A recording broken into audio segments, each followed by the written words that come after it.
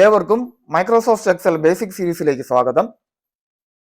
നമ്മളിപ്പോൾ ഇവിടെ കാണാൻ പോകുന്നത് ഒരു ഡാറ്റ എൻട്രി ഫോം ക്രിയേഷൻ ആണ്.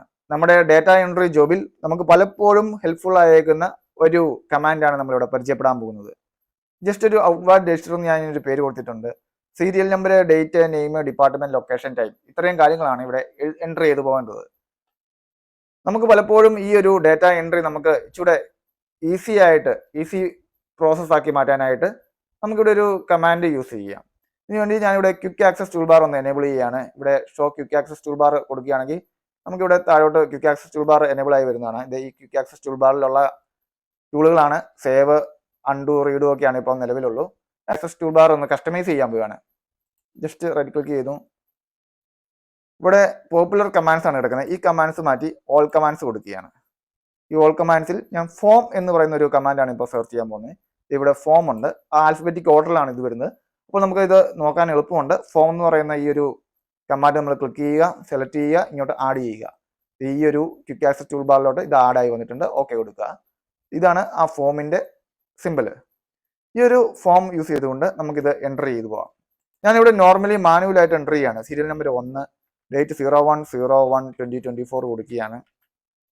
നെയിം ജിതേഷ് ശർമ്മ കൊടുക്കുകയാണ്. ഡിപ്പാർട്ട്മെന്റ് HR കൊടുക്കുകയാണ്. ലൊക്കേഷൻ പൂനെ കൊടുക്കുകയാണ്. ടൈം ഒരു 11 AM കൊടുക്കുകയാണ്. ഓക്കെ, ഇങ്ങനെ നോർമലായിട്ട് താഴോട്ട് എൻ്റർ ചെയ്യുന്നതിന് പകരം നമുക്ക് ഈ ഒരു ഫോം കമാൻഡ് ഉപയോഗിച്ചുകൊണ്ട് നമുക്കിത് ഇച്ചിരി സിമ്പിളായിട്ട് നമുക്ക് ചെയ്യാൻ പറ്റും. ഞാൻ ഈ ഫോമെ ക്ലിക്ക് ചെയ്യുകയാണ്. ഇത് ഇവിടെ serial number, date, name, department, location, time എന്നൊക്കെ കാണിച്ചിട്ടുണ്ട്. ഇത് നമ്മൾ സെറ്റ് ചെയ്ത് വെച്ചേക്കുന്ന ആ ടെംപ്ലേറ്റ് എന്തൊക്കെയാണോ നമുക്ക് ഫില്ല് ചെയ്യാനുള്ള, ആ ഡാറ്റ ഫീഡ് ചെയ്യാനുള്ള ആ ഒരു കാര്യങ്ങളാണ് ഇവിടെ വന്നേക്കുന്നത്. ഇതിനനുസരിച്ചുള്ള ഡാറ്റകളാണ് നമ്മളിവിടെ ഫീഡ് ചെയ്ത് കൊടുക്കുന്നത്. അപ്പോൾ നമുക്ക് ഈ ഒരു ഡാറ്റ അവിടെ ഫീഡ് ചെയ്യാതെ ഈ ഒരു ഇങ്ങനെയൊരു ഫോം പോലെ നമുക്ക് ഫീഡ് ചെയ്യാൻ പറ്റും. നമുക്കിത് എങ്ങനെയാണ് നമ്മളിത് ചെയ്യുന്നത് നോക്കാം. ഞാൻ ഇവിടെ സീരിയൽ നമ്പർ എടുത്ത് ഇപ്പോൾ 1 of 1 ഡാറ്റയാണ്, ഒരു ഡാറ്റ വന്നിട്ടുള്ളൂ. ന്യൂ ഡാറ്റ കൊടുക്കുകയാണ്.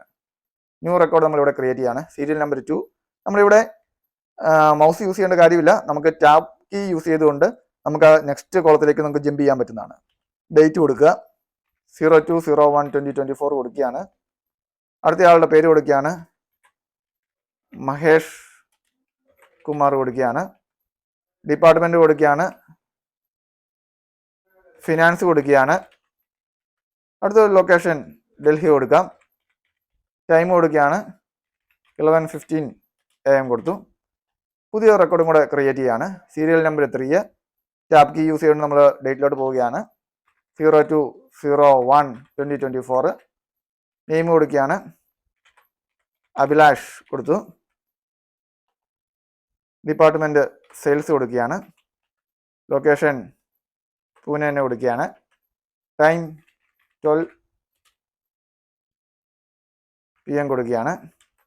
ഓക്കെ, ഇവിടെ ഞാൻ ഓരോ പ്രാവശ്യവും ന്യൂ കൊടുക്കുമ്പോൾ ഇത് താഴോട്ട് പുതിയ ഡാറ്റ എൻ്റർ ആയിട്ട് വരികയാണ് ചെയ്യുന്നത്.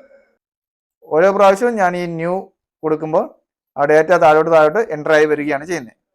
ഇനി ഞാൻ ഈ ഒരു ജസ്റ്റ് പർപ്പസിന് വേണ്ടി ബാക്കി കാര്യങ്ങൾ കാണിക്കാൻ ഇതൊന്ന് കോപ്പി ചെയ്തിട്ട് ഇവിടെ ഒന്ന് താഴോട്ട് കോപ്പി ചെയ്തിടുകയാണ്.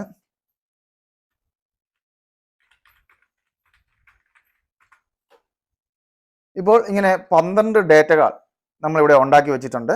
പല ഡേറ്റിൽ പല ആൾക്കാർ, പല ടൈം, പല ലൊക്കേഷൻ, ഇങ്ങനെ ഡേറ്റ ഉണ്ടാക്കി വെച്ചിട്ടുണ്ട്.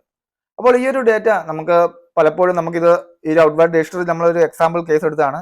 നമ്മൾ പലപ്പോഴും നമ്മുടെ മാർക്ക് ലിസ്റ്റുകൾ അല്ലെങ്കിൽ സെയിൽസിന്റെ ട്രാക്ക് ചെയ്യാനായിട്ട്, സെയിൽസ് സ്റ്റോർ കീപ്പിങ്ങിന്റെ സമയത്ത്, അങ്ങനെ പലപ്പോഴും നമ്മൾ ഈ ഒരു ഡാറ്റ എൻട്രിക്ക് നമ്മൾ ഇങ്ങനെ ഒരു ഡാറ്റ എൻട്രി ആണല്ലോ, ഇങ്ങനെ കുറച്ച് ടെംപ്ലേറ്റ് ഉണ്ട്. അതിനനുസരിച്ച് നമുക്ക് ഡാറ്റ ഫില്ല് ചെയ്യേണ്ടി വരുന്ന ഏത് കേസിലും നമുക്കിത് യൂസ് ചെയ്യാവുന്നതാണ്. ഈ ഒരു ഫോം ഉണ്ടെങ്കിൽ നമുക്ക് ഈ ഒരു ഡയലോഗ് ബോക്സ് പോലത്തെ ഈ ഒരു ഫോം നമുക്ക് വരുമ്പോൾ നമുക്ക് ഈസി ആയിട്ട് നമുക്ക് ഈ ഓരോ കാര്യങ്ങൾ താഴോട്ട് നമുക്ക് എൻ്റർ ചെയ്യാൻ എളുപ്പമുണ്ട്, ഫീഡ് ചെയ്യാൻ. ഇപ്പോൾ ഇവിടെ ഫൈൻഡ് പ്രീവിയസ് ഉണ്ട്, ഫൈൻഡ് നെക്സ്റ്റ് ഉണ്ട്. ജസ്റ്റ് ക്ലിക്ക് ചെയ്താൽ നമുക്ക് ഓരോ ഡേറ്റയിലോട്ടും പോകാം. അത് മാത്രമല്ല നമുക്ക് ഈ ഒരു സ്ക്രോൾ ബാർ യൂസ് ചെയ്തുകൊണ്ട് നമുക്ക് ഓരോ ഫംഗ്ഷൻ നമുക്ക് നമ്മൾ എഴുതിയേക്കുന്ന ഡേറ്റ നമുക്ക് കാണാൻ പറ്റും. ഇനി എവിടെയെങ്കിലും പുതിയ ഒരെണ്ണം ക്രിയേറ്റ് ചെയ്യണമെങ്കിൽ ന്യൂ കൊടുത്താൽ മതി.